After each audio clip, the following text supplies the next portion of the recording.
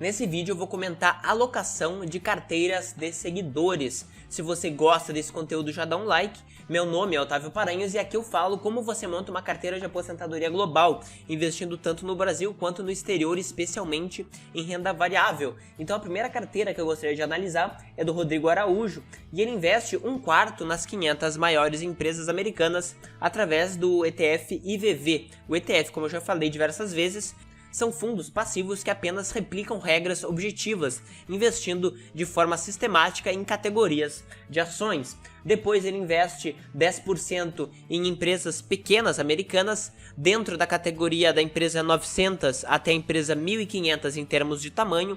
Existe aí uma faixa de 600 small caps, empresas pequenas, em que são selecionadas 430 empresas com fator valor, ou seja, com múltiplos de preço mais baratos do que a média.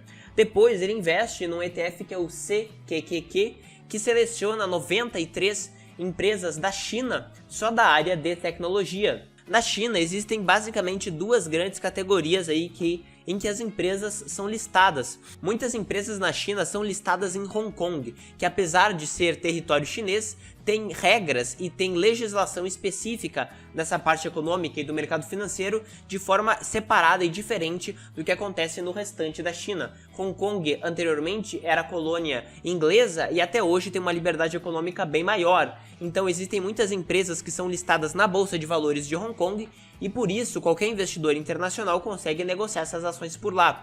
Paralelamente a isso, algumas empresas chinesas são negociadas não em Hong Kong, mas em bolsas dentro da China, como por exemplo Shanghai e Shenzhen, que têm restrições muito maiores nessa parte governamental, porque o governo lá controla quem pode comprar e quem pode vender as ações nessas bolsas de valores específicas. Então, para investidores de fora, especialmente dos Estados Unidos e da Europa, conseguirem investir lá, é necessário que muitas vezes eles tenham parcerias com chineses ou abram empresas dentro da China. E através desse ETF você consegue investir nesse tipo de empresa.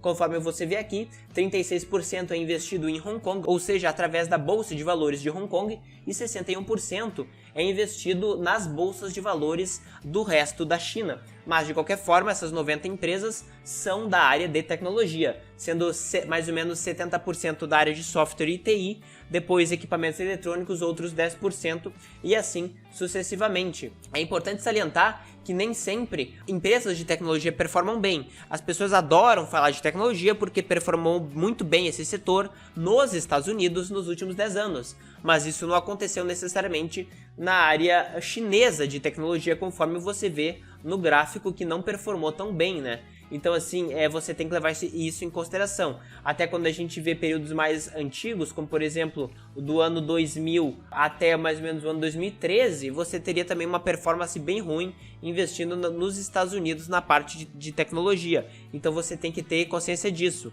Além disso, a gente vê que ele investiu em um ETF que investe nas 50 maiores empresas da Índia e em outro que investe em 200 small caps da Índia. Basicamente ele cria uma exposição à Índia aí de alguma forma. Depois ele investe 10% em um ETF específico de empresas ligadas ao setor da tecnologia 5G. E eu queria mostrar para você o seguinte: esse ETF ele divide o capital, o patrimônio do ETF em 4 faixas, em 4 categorias. 40% do fundo ele investe somente na parte de equipamento e na parte de infraestrutura mesmo da tecnologia de 5G. Na parte de antenas, outros equipamentos e semicondutores utilizados para essa tecnologia. Depois, 30% ele investe em REITs, ou seja, aqueles fundos de ações de exploração imobiliária, como parecido com os fundos imobiliários brasileiros. Além disso, também em fibra ótica e rede mobile, né? Ou seja, rede para a tecnologia móvel de 5G. Depois ele investe 15% na parte mais de software, ligada à qualidade da experiência do usuário e na parte de distribuição de conteúdo. E por fim, ele foca mais 15% na parte de chips para usuários finais e também na parte de tecnologia da nuvem. Então você vê que este ETF ele é bem diversificado por si só em diversas categorias em todo o processo de uso dessa tecnologia 5G. É importante salientar que ele foca especialmente na parte de infraestrutura. Então, apesar da gente poder achar pelo nome que é uma coisa mais ligada à tecnologia, é muitas vezes ligada à parte de infraestrutura mesmo, tá? Então a gente vê empresas de engenharia neste ponto. Além disso, ele investe também no ETF SMH, que seleciona empresas de semicondutores, na realidade grandes empresas de semicondutores mundiais. Mais da metade do patrimônio desse fundo está apenas nas 10 primeiras empresas. E ele investe também no YOLO, que é um ETF que seleciona somente empresas ligadas à produção medicinal e recreativa de cannabis. Esse ETF ele é ativamente gerido, então eu particularmente sou um pouco cético em relação a fundos ativos, até porque a taxa de administração dele é bem grande. E eu particularmente preferiria nessa área o ETF MJ, porque ele é bem mais antigo, ele é bem mais consolidado, a liquidez dele é maior, então o spread de negociação, que é a diferença entre o valor ofertado e o valor pedido na bolsa de valores, é menor, então você perde menos na negociação. Além dele ser um ETF muito maior, né? Ele tem 639 milhões de dólares de patrimônio. E também as empresas que fazem parte do MJ são bem maiores em média, um pouco mais consolidadas. Elas já fazem parte das empresas de média capitalização de mercado, de um tamanho médio aí de 10 bilhões de dólares. Ao contrário, o YOLO, que é o que ele se propõe a investir, além de ter um spread, ou seja, diferença de negociação maior, ele é muito menor, certo? Então ele tem 50 milhões de dólares e ele foi criado apenas em 2019. E também, na média, as empresas são muito menores, tá? O tamanho médio das empresas é de apenas 1 bilhão de dólares. Então é um ETF bem de small caps, em que ele tá apostando aí que ele vai ganhar alguma coisa. Quando a gente observa pelo ETF MJ o retorno no longo prazo, não é tão longo prazo, mas é o prazo que existe, de 2016 até agora, teve rentabilidade negativa. Na realidade, você teria perdido praticamente metade do seu dinheiro em 5 anos de investimento, então você tem que pensar bem nesse ponto. Além disso, ele investe em um ETF específico de parte de saúde e imunologia. Essa parte, provavelmente ele deve ter pensado em decorrência da pandemia que está acontecendo. Não há prova nenhuma e evidência nenhuma de que esse setor específico dentro do setor de saúde performa melhor do que a média.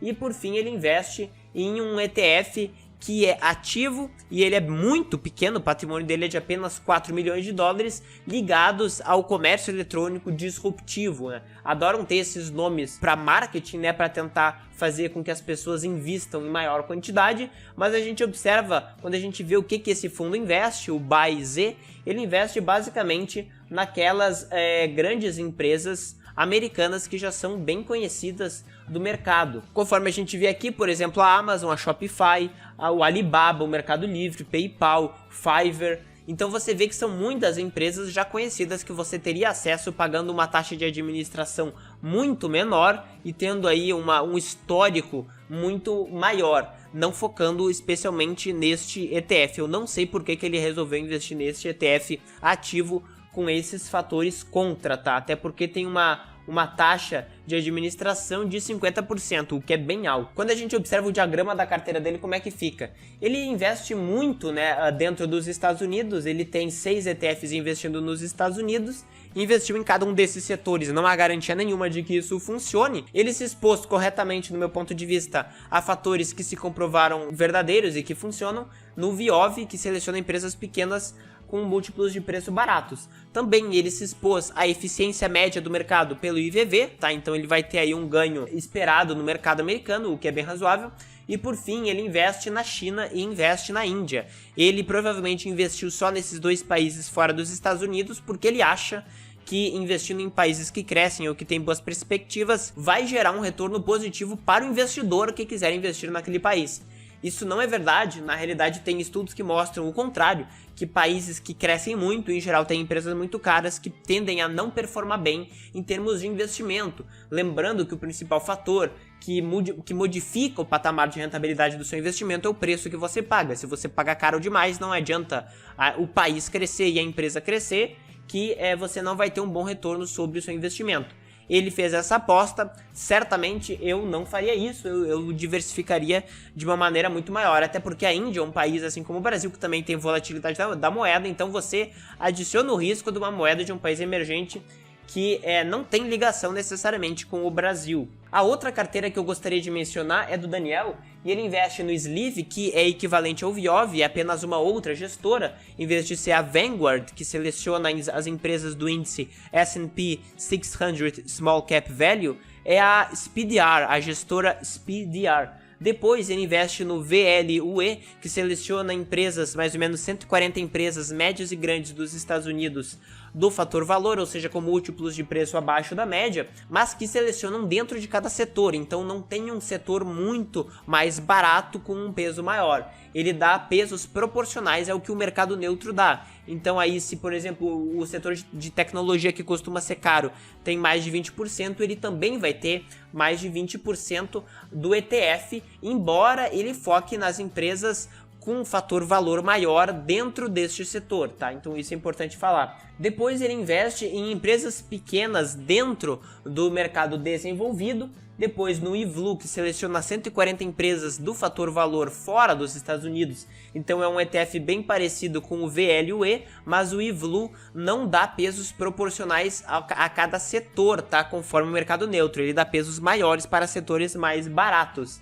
Mas ele tem mais ou menos o mesmo número de empresas, ele dá mais ou menos a mesma força do fator valor, mais ou menos umas 140 empresas. Depois ele investe no VWO para ter exposição aos mercados emergentes, o que eu achei também bem interessante. Agora, conforme a gente vê no diagrama da carteira dele, ele não tem nenhum ETF que tem sobreposição, o que eu achei positivo, né? Em geral as pessoas têm sobreposição porque querem investir muito, elas gostam de um ETF e colocam para dentro da carteira, e a carteira acaba não representando bem, assim, enfim, o que elas gostariam. Aqui ele vai ter provavelmente uma exposição boa ao mercado americano, exposto ao fator valor de forma preponderante. Depois uma exposição ao fator valor e ao fator tamanho fora dos Estados Unidos em mercados desenvolvidos, então ele fez mais ou menos a mesma coisa dentro e fora dos Estados Unidos. E por fim ele tem uma exposição neutra, não com fator valor, nem fator tamanho, nem outro fator específico, nos mercados emergentes. Eu achei bacana, porque talvez ele já tenha algum outro investimento no Brasil e tal, ele não queira se expor a algum fator específico fora.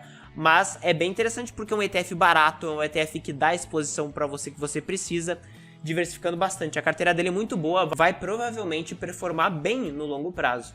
Este é mais ou menos o conteúdo que eu queria trazer para você. Se você gosta disso, coloca a sua carteira descrevendo os percentuais e os ativos que você gostaria de investir, que talvez eu considere ela para um próximo vídeo. Então, se você gostou, dá um like, se inscreve no canal e ativa as notificações para você não perder nada que eu coloco aqui. Valeu!